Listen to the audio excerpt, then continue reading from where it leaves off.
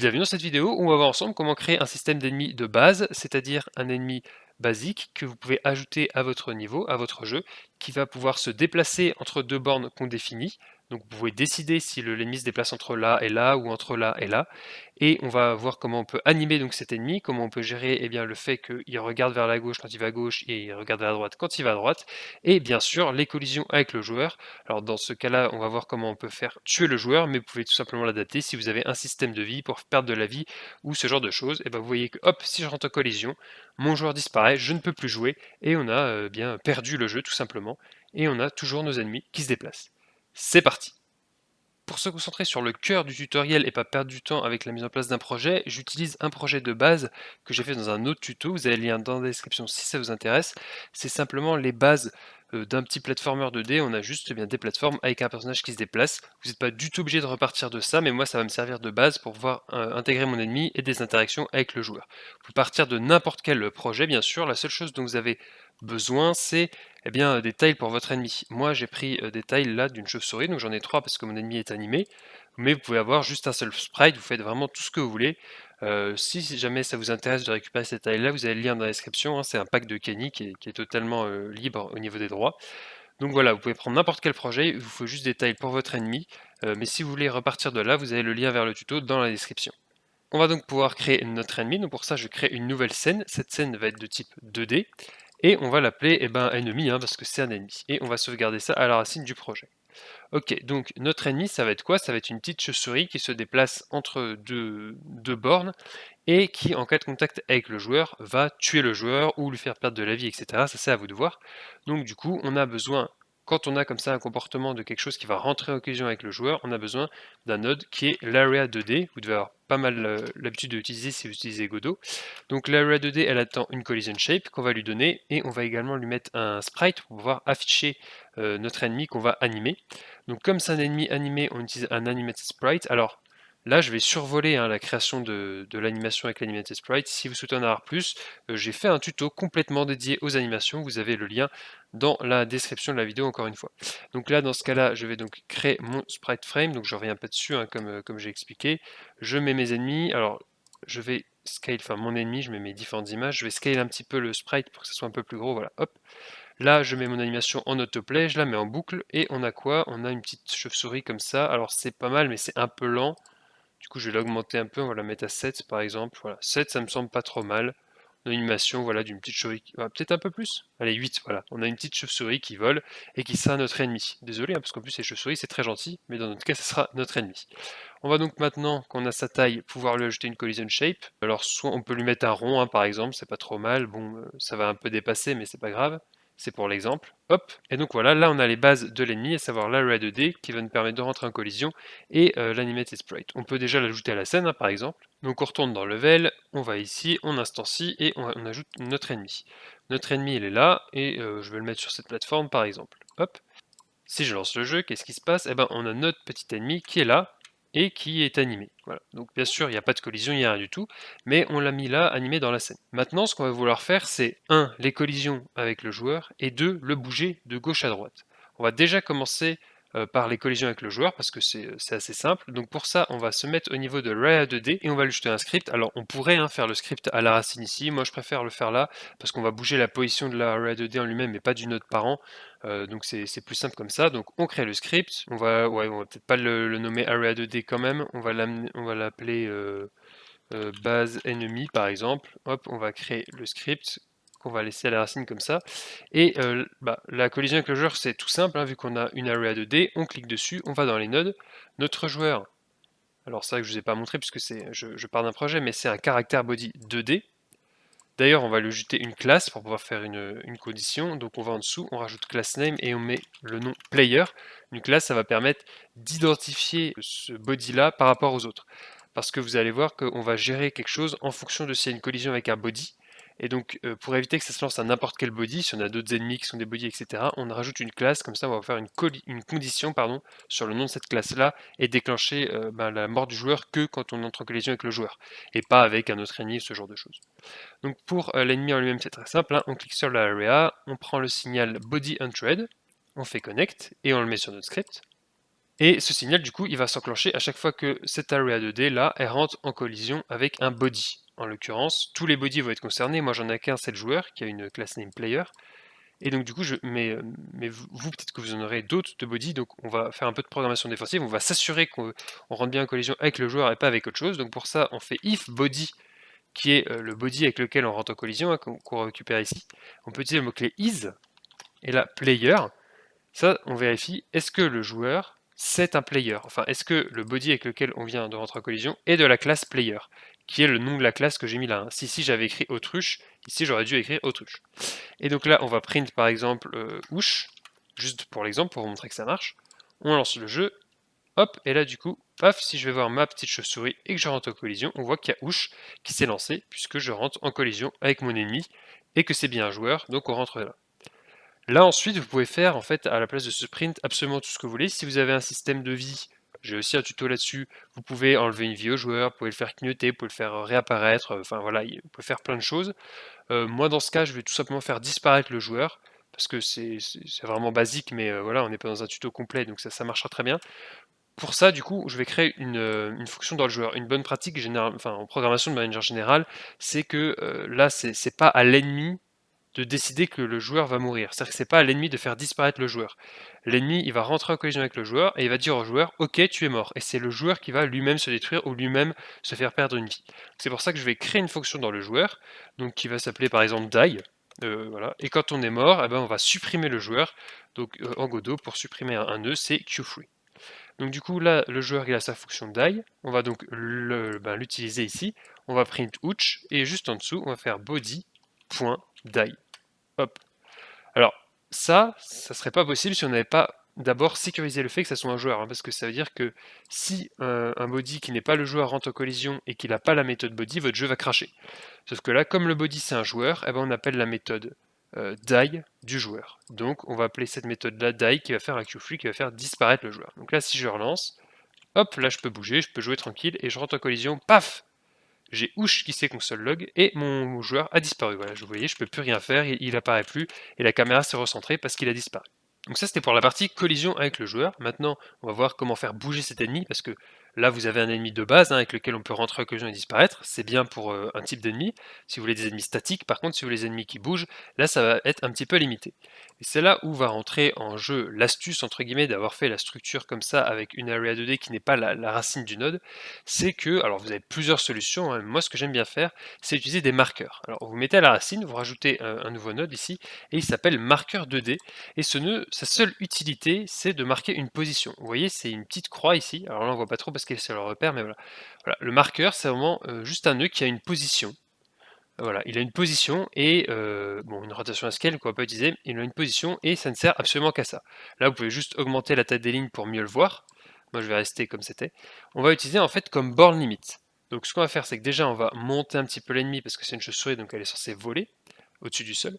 Et on va lui dire, ben, ce marqueur-là, ça va être la limite de gauche. Donc, on va l'appeler left limit, par exemple. Et on va lui dire, on va le poser jusque là. Ça veut dire qu'en gros, on va lui dire, tu vas aller jusqu'ici. Et ensuite, on va créer une autre limite qu'on va appeler right limit. Et cette limite de droite, eh ben, on va la mettre ici. Donc l'idée, c'est qu'ensuite, on va rajouter dans le script de telle sorte que cette area 2D ici se déplace vers la limite de gauche. Quand elle atteint la limite de gauche, R part à droite. Quand elle est limite de droite, R part à gauche. Et voilà. Et du coup, elle va faire des allers-retours entre ces deux limites. C'est pour ça qu'on a créé un node parent qui est une scène de D et qu'on a mis ça en enfant. Parce que si on avait fait bouger ça et qu'on avait mis ça en enfant, et ben, en faisant bouger la reine, enfin l'area 2D, pardon, bah, les marqueurs bougent aussi. Donc du coup, on n'atteint jamais les zones puisque tout bouge ensemble. Donc on a bien besoin de cette structure. Ensuite, on va donc aller dans le script et c'est là qu'on va gérer le déplacement. Donc pour ça, on va avoir besoin d'un accès, avoir besoin d'utiliser ces left limit et right limit. Donc on va faire des variables. OnReady var, on va appeler left limit et on va aller chercher ce marqueur de D. On va ensuite faire un onReady var right limit et on va aller chercher ce marqueur de D là. Et on va créer donc dans la fonction physicsProcess, puisque c'est de la physique, hein, puisqu'on va jouer avec la position de la reine.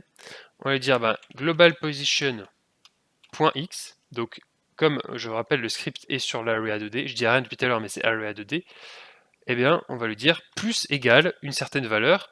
Donc bon, une bonne pratique c'est quand même d'avoir une variable, donc on va exporter ici pour l'exemple une variable speed qu'on va mettre à 2, et là on va lui dire plus égale speed.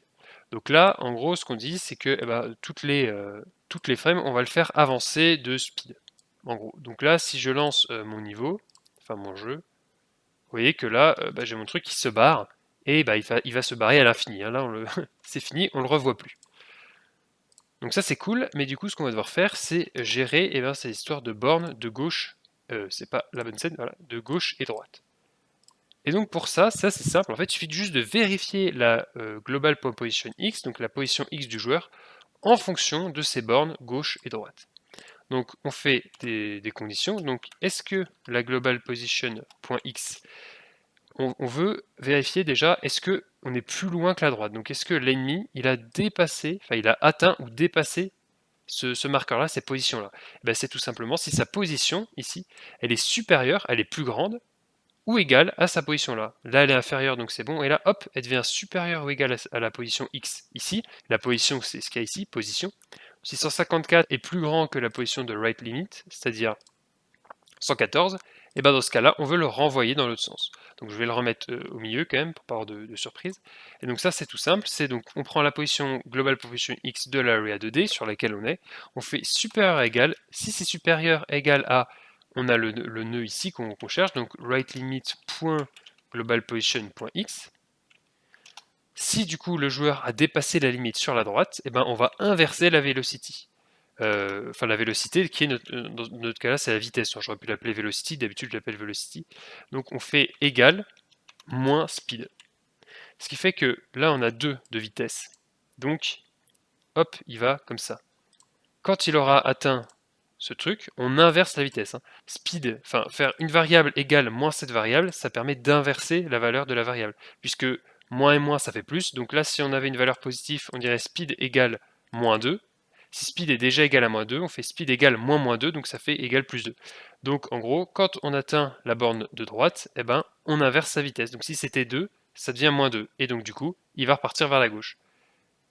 On peut lancer pour le prouver, hop, je lance ça, on voit qu'il va vers la droite, et hop, dès qu'il atteint, il repart vers la gauche. Mais là du coup, il s'arrête jamais vers la gauche. Donc il faut faire la même chose dans l'autre sens. Donc pour ça, on va continuer la condition, hop, pardon, je vais y arriver, on fait un elif, donc sinon, si la position .x, du coup là c'est inférieur ou égal à left limit global position.x, même idée, sauf que là on veut vérifier la position avec ce point là, donc c'est inférieur ou égal, puisqu'on veut vérifier là, donc inférieur ou égal, hop, on va faire la même chose, on inverse tout simplement la vitesse. Et là, du coup, si je lance, vous voyez que, hop, on a, tac, ma petite, bon là forcément elle m'a tué, mais vous voyez qu'elle alterne bien de gauche à droite entre les deux bornes. Il y a quand même encore un petit souci, c'est que là c'est pas très réaliste, elle regarde toujours devant elle. C'est pour ça qu'on a fait un if et elif et pas juste une seule condition, c'est pour gérer, à la base du node, ici dans le animated sprite, le flip. Là de base, comme j'ai mis speed égale 2, elle va aller vers la droite. Si je fais que de base speed égale moins 2 et que je lance mon jeu, hop, de base elle va vers la gauche. Donc de base elle a la bonne direction, elle regarde vers la gauche. Sauf qu'on voudrait inverser du coup le flip H quand elle va vers la droite. Et la réinverser quand elle reprend le truc ici et qu'elle repart dans l'autre sens. Enfin en tout cas le flip en fait tout le temps horizontalement. Donc pour ça, il y a sur les sprites animated sprite une propriété qui s'appelle flip H, donc flip horizontal ici dans offset. Vous voyez si je l'active, hop, vous voyez qu'on inverse horizontalement le sprite. Donc là c'est une chose symétrique donc on voit pas beaucoup, mais on voit quand même que voilà, si je clique, hop, ça s'inverse. Et la même chose en vertical d'ailleurs, mais nous on va utiliser ça et on va simplement le mettre à true ou à false en fonction de si on va à droite ou à gauche. Donc rien de plus simple, on va ici, on lui dit si tu t'es pris la balise à droite, ça veut dire que tu repars vers la gauche. Donc si tu repars vers la gauche, on veut qu'il regarde dans cette direction-là, c'est-à-dire que le flip H soit désactivé. Alors ça dépend de votre sprite, moi le mien il regarde vers la gauche de base. Donc du coup, c'est comme ça, mais faites en fonction de votre sprite. Peut-être que si vous, de base, il regarde vers la droite, il va falloir inverser les valeurs. Et donc du coup, on va avoir besoin d'accéder à ce sprite. Donc on fait un onReady var animated sprite, et on va aller chercher du coup ce sprite. Hop. Et ensuite, on a juste à faire un animated sprite, point, et bah du coup, flip h. On lui dit false, puisque il s'est pris la limite à droite et on veut qu'on aille vers la gauche, donc on veut qu'il regarde comme ça, donc c'est faux. Et ensuite, on reprend cette ligne, on la copie, on la colle ici, sauf que là, on veut que quand il atteigne cette limite-là, eh ben, il soit comme ça. Hop, donc ça veut dire que dans ce cas-là, flip h est activé. Donc du coup, on met à true. Donc là, à chaque fois qu'il va atteindre la limite de droite, il va repartir dans le sens et il va enlever le flip. Et à chaque fois qu'il va atteindre à gauche, il va repartir dans le sens et il va rajouter le flip. Ce qui fait que là, hop, on a un ennemi qui va à gauche, qui va à droite et qui respecte bien le sens qu'il a et qui peut me tuer quand on rentre en collision avec lui. Dernier petit détail, si jamais vous ne maîtrisez pas encore trop Godot, comment je peux faire pour modifier les bornes ici de mes ennemis pour avoir plusieurs ennemis qui ne vont pas au même endroit dans mon niveau. Vous cliquez ici sur votre ennemi, sur votre scène que vous avez instanciée, vous faites clic droit et vous activez Editable Children. On clique ici et là vous voyez que en fait, la scène se déroule. Normalement une scène on n'a pas accès aux enfants, mais là quand on clique droit et qu'on dit que les enfants sont éditables, vous avez toute la scène ici comme on la voit là. Ce qui vous permet en fait de prendre left limit et de changer. Par exemple, si on veut qu'elle ait un déplacement super réduit, on peut faire ça. Hop, et là du coup, elle va avoir un déplacement ultra réduit entre les deux bornes qu'on a mis là. Et si par exemple on prend un autre ennemi, donc j'en instancie un autre, hop, que je mets ici, on va le bouger, on va le mettre par exemple là. Lui, je fais aussi Editable Children, et lui par contre j'ai envie qu'il aille super loin, même qu'il sorte de la plateforme à gauche. Et là qui sort de la plateforme à droite, on peut. Et on a nos deux ennemis qui ont des modes de déplacement différents. Enfin, pas un mode de déplacement différent, mais voilà. Là, vous voyez que lui, il se déplace simplement entre ces deux petites bornes, et lui, il va beaucoup plus se déplacer, comme je l'ai mis dans le niveau. Et là, vous avez un système d'ennemis de base que vous pouvez paramétrer différemment en fonction de votre niveau et de votre map.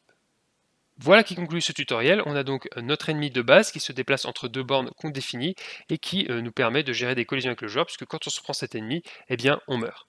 Donc si vous décidez d'en apprendre plus sur Godot, vous avez d'autres tutos qui s'affichent ici à l'écran. N'hésitez sinon pas à vous abonner à la chaîne pour suivre les prochains tutos sur Godot. Je vous souhaite un bon apprentissage.